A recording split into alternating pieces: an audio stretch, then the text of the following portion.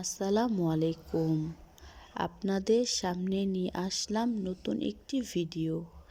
এখানে আজকে আপনাদের সাথে শেয়ার করব টিকিয়া বানানোর রেসিপি।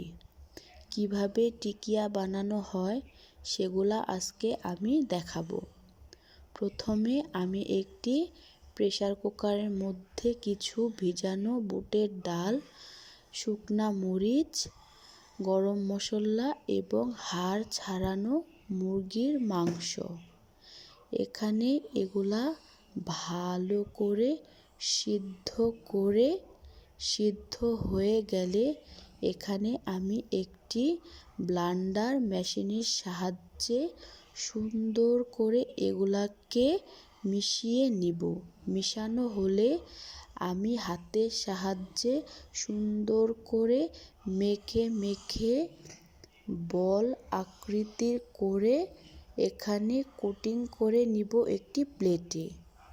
এগুলাকে ভালো করে ডিম দিয়ে বিস্কুটের গুঁড়ার সাহায্যে এগুলা ভালো করে মিশিয়ে একটি গরম তেলের পাত্রে এগুলাকে ভেজে নিব। মাশাআল্লাহ, দেখতে কত সুন্দর হয়েছে। দেখতে যেমন সুন্দর, খেতেও অনেক মজা। ভালো লাগলে লাইক এবং কমেন্ট করে সাথে থাকবেন। ধন্যবাদ।